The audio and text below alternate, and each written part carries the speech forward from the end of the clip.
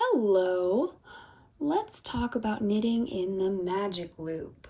This is a way of making a seamless tube of fabric with long circular needles, and it's really great for smaller tubes for things like mitten cuffs and small hats.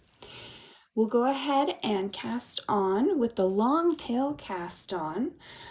And I will be doing about 24 stitches, so I'll pull about 24 inches worth of yarn out of the ball and make a slip knot at that point. And I'll put that onto my circular needles. For the magic loop, your knitting needles should be between 29 and 36 inches long. And you can go ahead and start casting on. Again, 24 stitches from my pattern.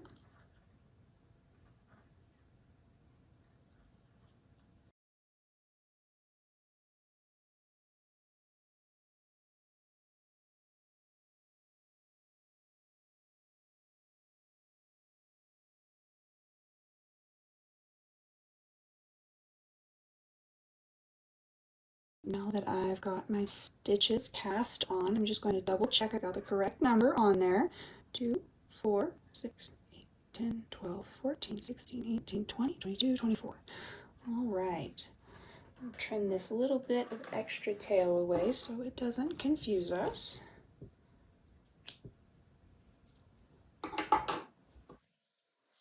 And the next step is to go ahead and scoot those cast on stitches down towards the middle of this long cord.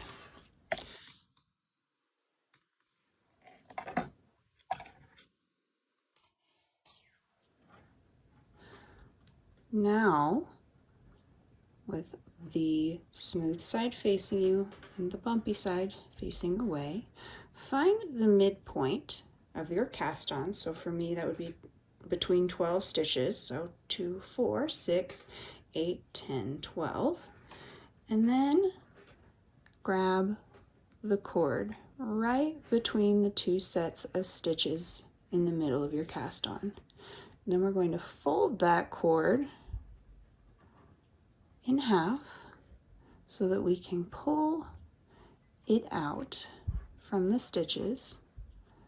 You'll want that cord to be pulled towards the right.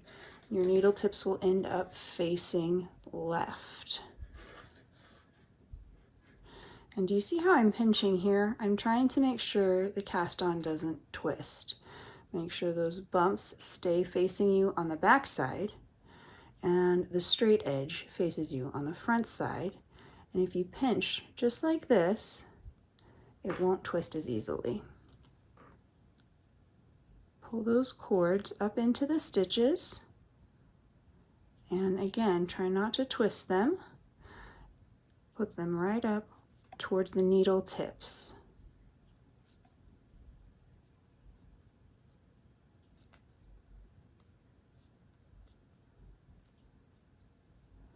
Don't let them slide off the tips, however.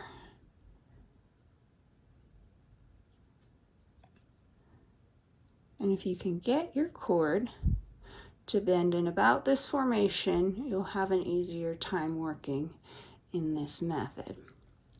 Now that we've got those cast on stitches on the correct needles, let's double check that nothing is twisted. So the front needle should have a straight edge. The back needle should have a bumpy edge. We'll go ahead and turn our work at this point as if we were knitting on a flat project, but you bring both of the needles at the same time. So turn them from this direction and have them point towards the right. Untangle your yarn if you've gotten it tangled, so that that working yarn will come out right on top from the back side. Then wrap it around your hand as if you're ready to knit, and hold on to those stitches because we're going to pull the back needle out and around. Make sure you don't twist again, watching the straight edge on the front needle, the bumpy edge on the back, and then pull that back needle out and around so that it points towards your knitting. And you can take those live stitches off the front left needle with the other needle end. To join the round, again, always double checking you haven't twisted before you start, because once you join, you can't untwist. Go ahead and just work into the very first stitch. That would have been your slip knot at the very beginning of your cast on. My pattern asked me to knit purl, so my first stitch will just be a knit right into that slip knot stitch.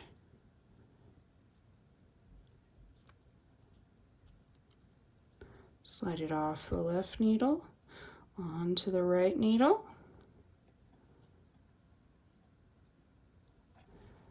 and you have joined the round. Don't pull it too tightly or you will have trouble when you come to the other side.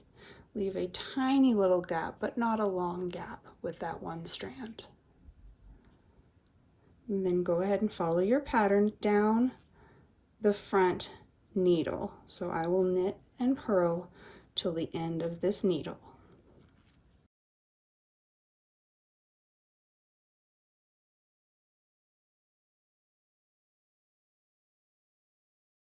And when you come to the last stitch, that left needle will come away. The live stitches will be on the right needle. And you're going to want to bring the needle back into this back set of stitches. So again, making sure you don't twist. You want the bumps towards you on the back side and the smooth towards you on the front side. To not twist, I grab it this way and then gently push the needle into that back set of stitches.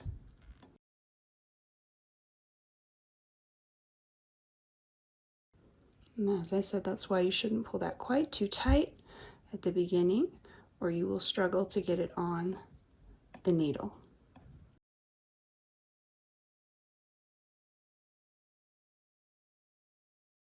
Once they're on those needles, make sure you haven't twisted anything, checking the smooth side on the front, the bumpy side on the back, and then we're going to go ahead and turn once again to do the second half of the first row or round. Scoot that needle the rest of the way into the stitches, and again double check you haven't twisted, and you can pick up your working yarn to begin the other half of that row or round. Pull this back needle again out and around so that you can work the stitches off the left needle and onto it. We'll knit purl down the row. So knit, and here again, watch how hard you pull. If you pull too tight, you'll have too tight of stitches between. If you pull too loose, there'll be a floppy part right here. So keep it at a nice even tension and work the row.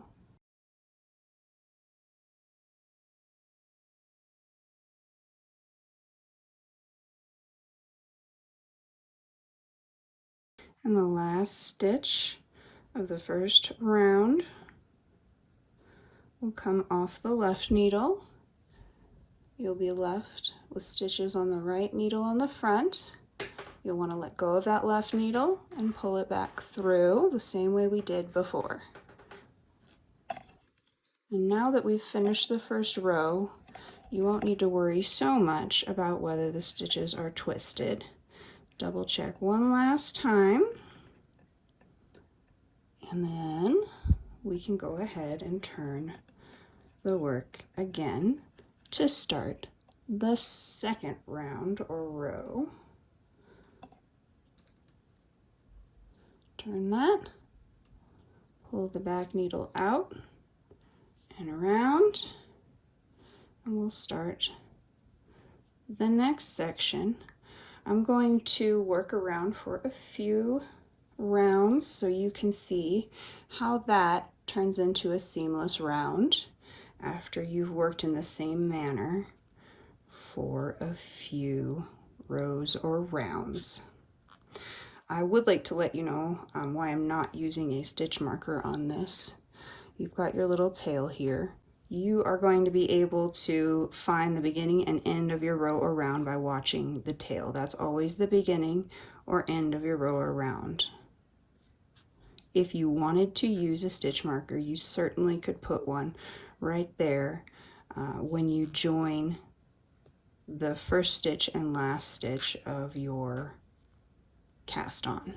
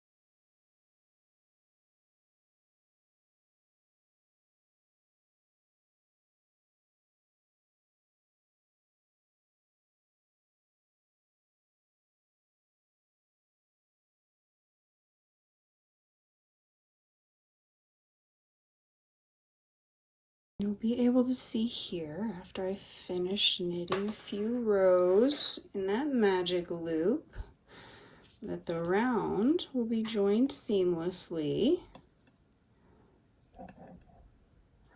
You'll have a little jog that you'll need to fix when you weave in your end, but that's very easy to do. And once you've knit several rows, it becomes a little circle. So I hope you found that helpful, and I hope you have a wonderful day.